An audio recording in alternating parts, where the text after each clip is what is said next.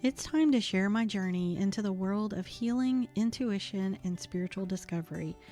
As I find my place as a healer, psychic, and medium, I'm here to share my experiences and insights in hopes of breaking down barriers between different spiritual perspectives. Whether you're curious about energy work, looking to deepen your understanding, or just exploring your own path, this podcast offers stories, teachings, and connections to help you navigate the space between worlds. I'm Heather, and this is Soulful Wonderings. Are you coming along for the ride? So at the time that we're recording this episode, we are actually entering into the month of May. For me, May is a little bit of a weird month, I guess.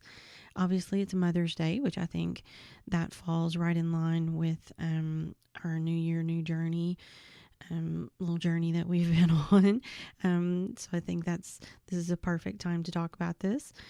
But it's also the month of my mom's birthday. And for me, like I said, it's just, it's a little difficult. I think it's hard to reconcile a lot of the emotions that I feel during the month of May.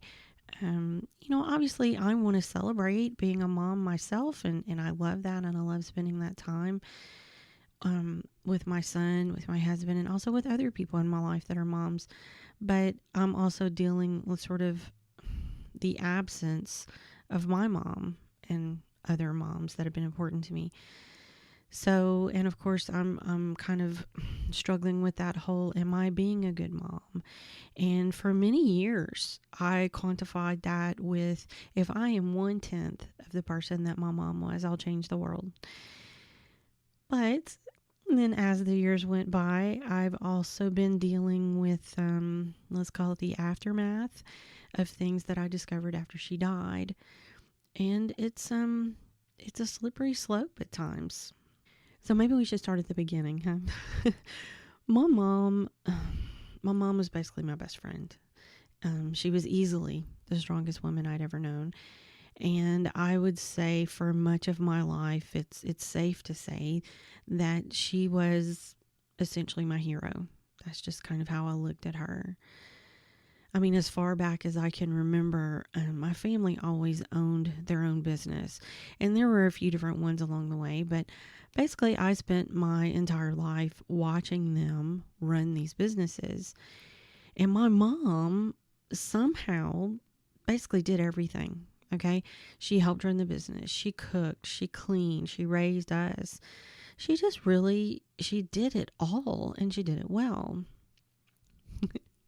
Y'all, I can remember when I went to college, some of my roommates, they would basically make fun of me because when I did my laundry, I did it the way my mom did. So for instance, the hangers matched my clothes at least as much as they could. So if it was a white shirt, it was on a white hanger. It was a blue shirt, it was on a blue hanger, and so on and so forth. Because that's what my mom did. And the truth is, I still do it at times when I'm the one doing laundry, I find myself doing that. But my mom, she kept a clean and put together house. Do you know what I mean? Our clothes were laundered for us. They were ironed, because y'all know how much cotton we had back then, especially. She ironed all of it and put it back in our closet on the same day. Okay, it was all done at one time. The towels were folded a certain way. They were folded perfectly. They were stacked all together in a certain way. The kitchen was neat as a pin. Everything in its place. She just had this somewhat uncanny ability to keep things neat and in order. OCD much, huh? Wonder where I got that side of me from. Yeah, I think we know. And we pretty much had a home cooked meal every night. But Sunday was the day, okay? We went to church, and then after that, we basically had a feast for lunch. Y'all, this woman could have fed an army with the amount of food that she cooked. And I'm aware that's somewhat a Southern thing, but evidently it was a my mom thing too. And she would plan it where we were eating almost right after we got home. I still don't know how she did that. How was that ready so quickly? And then, of course, my sister and I had an older sister, 4 years older. We were kind of the servers, I guess, because let me tell you something, we didn't eat out of pots on the stove, all right? Like I do. Nor were there pots on the table. Everything was put in a serving dish to be put on the table. And then guess what she did?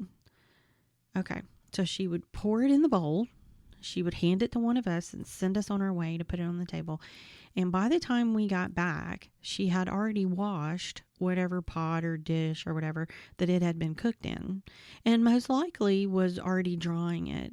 So then as you walked up, she handed it to you. You put it away while she worked on the next one. Y'all, it was a sight to behold, I'm telling you. And she was this amazing caregiver and just loved making other people happy. Buying the perfect gift and watching you open it, and her face would just light up when she had gotten you the gift you wanted, you know. Um, I found out later that she actually wanted to be a nurse and she gave that up to raise us. So I think just caring for people was somehow in her nature. But just the way she would do it was so interesting. Okay, for instance, I can remember her making brownies for breakfast, which, okay, maybe that seems a little odd, but then it kind of made perfect sense. I mean, why not a brownie, right? So, I mean, you see a lot of these, cake style things that are breakfast foods, so why not? Anyway, I can remember that I would still be sleeping, you know, say a Saturday morning, because we had worked the night before, and often it was somewhat late when you got done and got home. And she would come and have a saucer that had a freshly baked brownie on it, and she would put it under my nose to wake me up. And then she would say, "Wake up, Peanut. It's time for breakfast." And that was just, to me, one of the most amazing things in the world. And then there were the little touches that she went to, for instance, when I was sick, because when I was little, I couldn't swallow pills, y'all. I would literally gag. It was just, I just couldn't do it. But, back then, you didn't really have, I guess, some of the same children's options that you do now. So she would take, the aspirin or the Tylenol, whatever it was, and she would dissolve that pill in a spoon, like a teaspoon, but she'd put orange juice in it so that it didn't taste quite so bad. If you do it with just water, it's still gross. But she would do it in orange juice. And I mean, okay, Pinterest and places now, I don't know, that stuff those ideas, I guess, are a little bit easier to find. But back then, who thought of that? Someone showed her that. Someone had to have treated her that way. My grandma, perhaps? Yeah, maybe so. Then there was the time that we lived back on our farm, and I was running down the sidewalk. I can't remember why, and I tripped and hit my head on the sidewalk. So I ended up with a concussion. And of course, she was kind of a little Miss Perfect, and she was none too happy with me when I basically threw up all over the place at the door of the ER, because I think she was a little bit embarrassed that, because that was gross. But that really quickly turned to concern when she put together kind of what that meant, that this was probably pretty serious if I was throwing up after a head injury. So then, we go in, we see the doctor, and they tell me that I can't sleep for 24 hours because of this concussion. Look, you've got to keep her awake. And I'm like, I don't know, 6, I think. Y'all, she stayed up with me all night to make sure I stayed awake. She kept me entertained. She kind of helped me keep my nauseous stomach at bay. And she really did her best to make it fun, to make it not seem like this thing we had to do, And then there was the work side. Y'all, she worked so hard. I don't think I've ever seen someone that works that hard. And she was doing the work of multiple people most of the time, and not always glamorous work, mind you. Most of what I remember was our seafood market and then our restaurant. Those are the ones that I remember the best. So we're talking about prepping food, and sometimes that was not a pleasant experience. I know when I grew up and I started helping, there were some things I stopped eating for a while after I had to prep it. I was like, okay, I'm good. But she did that every day. We had, the big fryers because it was seafood. A lot of it was deep fried, and you had to change the oil in those fryers. I don't know if anyone's ever done that. This is not an easy job. It's not really a clean job either. And she did that day in and day out. She just did it. No hesitation, no bitching. It was just what we had to do. Now, I can remember as a family, we did okay financially. There were ebbs and flows. I can remember times, sometimes were better than others. But we generally always had a nice house, decent cars. We generally had what we needed, some fair amount of what we wanted. Now, look, it's not like we lived in mansions or anything like that. Okay, these were very normal, kind of middle class homes, and the cars and clothes and things were not fancy by any stretch, not designer and clothes and things like that. I guess we were fairly middle class. And my mom had always learned how to stretch a dollar because of those ebbs and flows. And I can remember a time, we lived in Arkansas at the time. I can't remember how old I was, maybe 10. And we went through a bankruptcy. Now, of course, to hear my parents tell the story, my dad's business partner evidently just one day up and left and took the money with him. So we were starting over, and they had figured out what we were going to do next, different business, and they were kind of in the process of making all that happen. But in the meantime, we really just didn't have any money. So Mom would do things like sew our clothes. We didn't go buy new clothes. We would sew our clothes. And she knew how to make some hand-me-downs last, let me tell you. But she just had this way of finding solutions and kind of making things a game for us kids so that we didn't worry, make it a fun project. Let's see how we could sew patches on old jeans that would make them fun and stylish. So suddenly they didn't seem like old worn out jeans. They were just fashionable and unique. And she just had this amazing knack for doing that. I remember another night, our heat got turned off, I think, because I feel like we had power, but we had no heat. So I'm guessing maybe that was gas got turned off. And my dad was actually away. He used to come to South Louisiana to pick up seafood for our business, and he had to go make a run. So it was just us girls, and it was freezing that night. Literally, it was getting down into freezing. So Mom got these like sleeping bags and quilts and whatnot, and the three of us all slept together. Now I know that was for us to stay warm and kind of stay safe, but she made it like a camp out. She made it like we were having fun. We were all going to camp out and be together that night. And so as a kid, even though I could see the worry on her face, and even then I guess I was picking up on emotions and things, and obviously I didn't know what I was doing at that point, but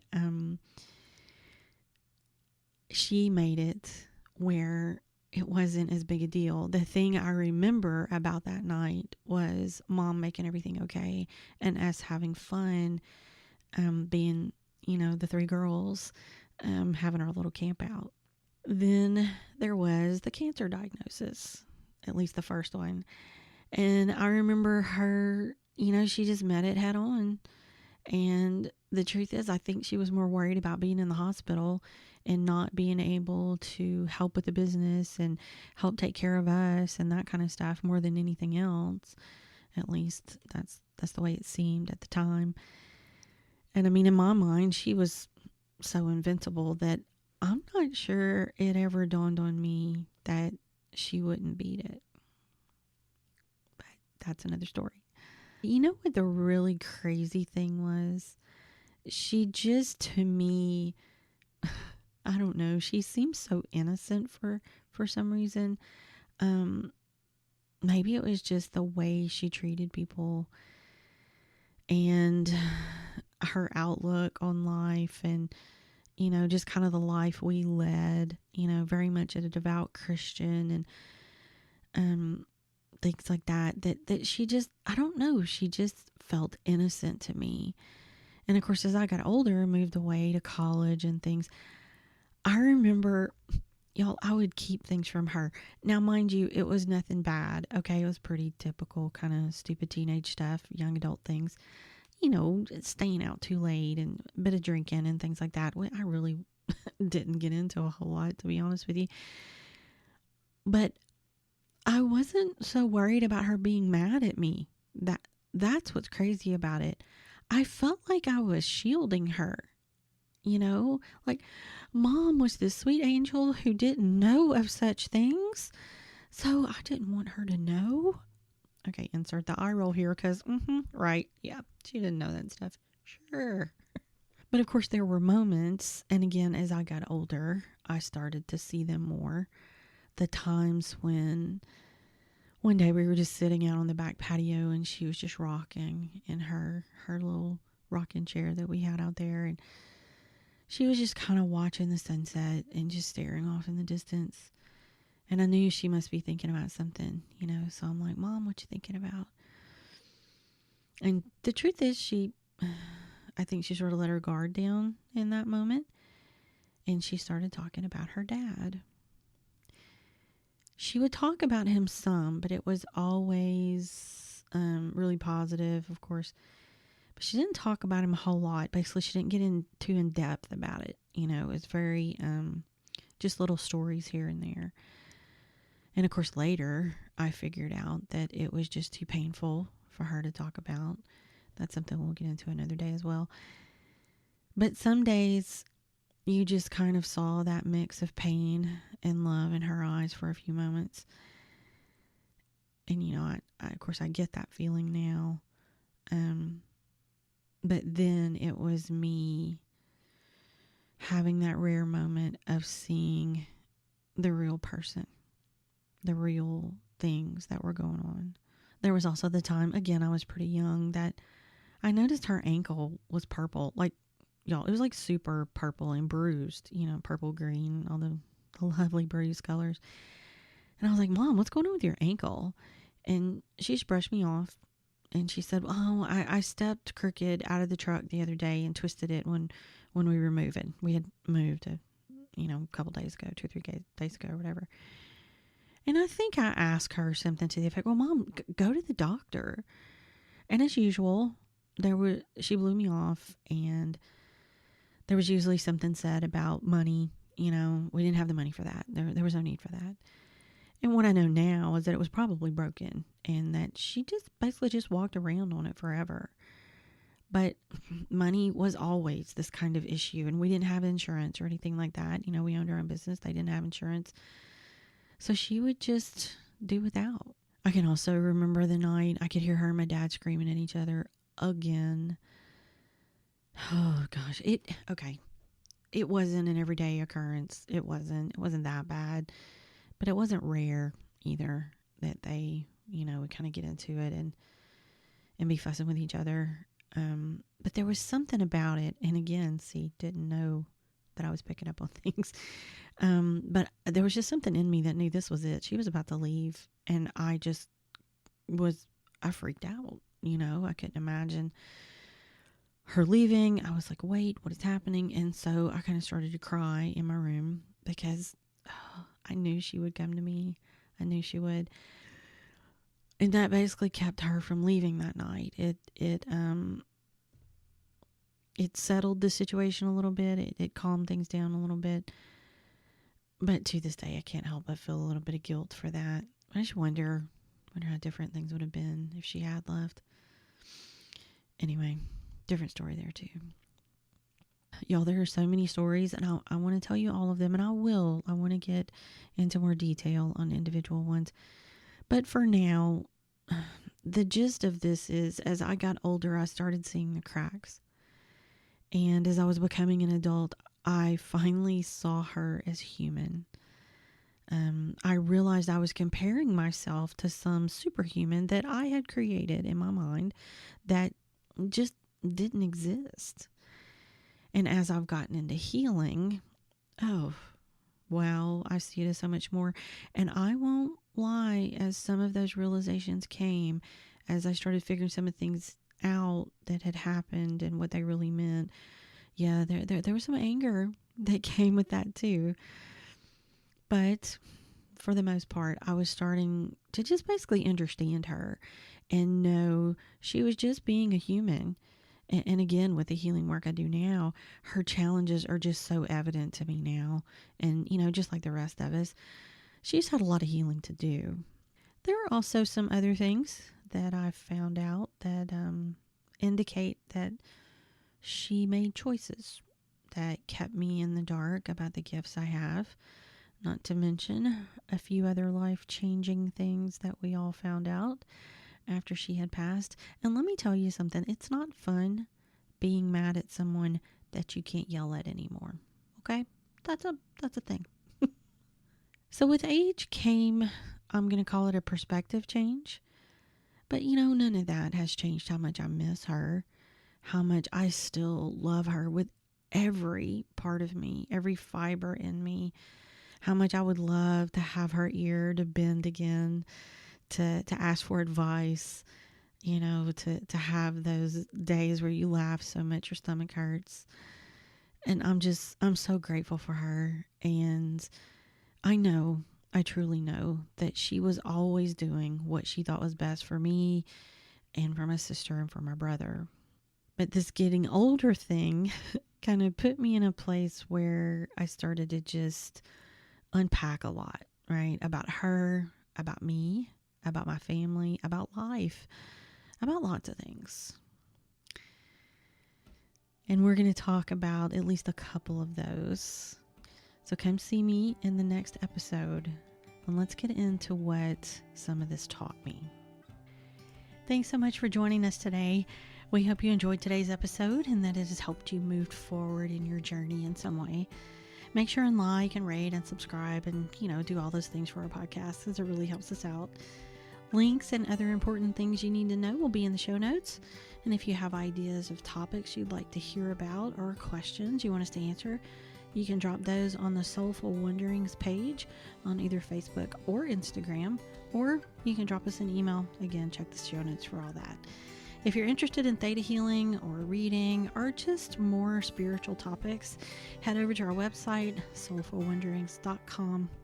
In the meantime, take care of yourself and each other. Until next time.